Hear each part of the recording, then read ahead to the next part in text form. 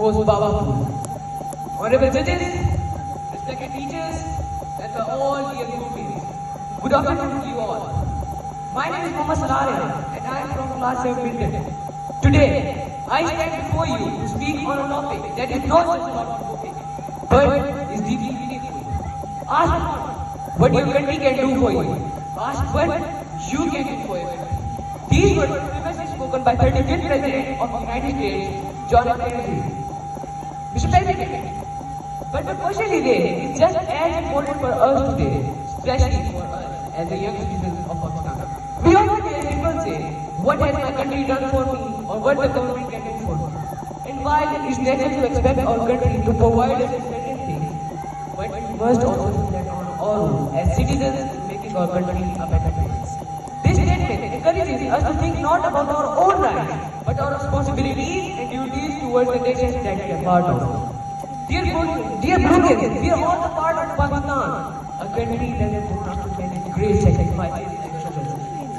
On August 14, 1947, Pakistan came into existence.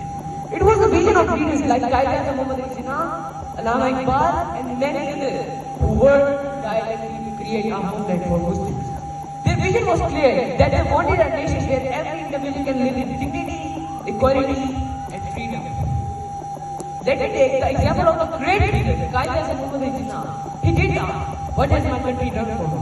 Rather, he says, what would he do for his country?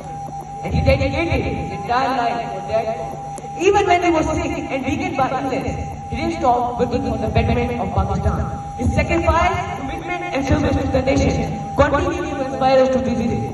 Another example from our own history is the courage and sacrifice shown by the armed forces and the ordinary peoples of Pakistan.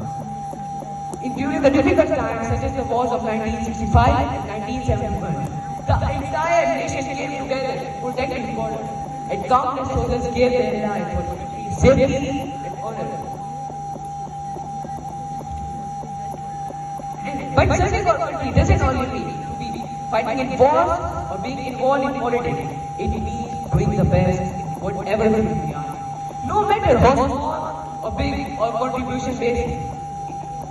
If you are a student, you serve your country by striving excellence in your studies, because education is the foundation of a strong nation.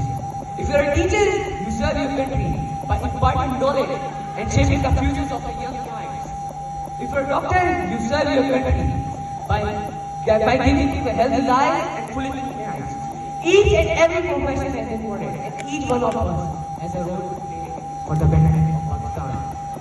One of the most important contributions is to be responsible and law-abiding citizens. In the Quran, Allah says, cooperate in righteousness and fight, but do not cooperate in sin and aggression. This verse reminds us that we must work together for the betterment of society and avoid all those actions that harm our community or nation.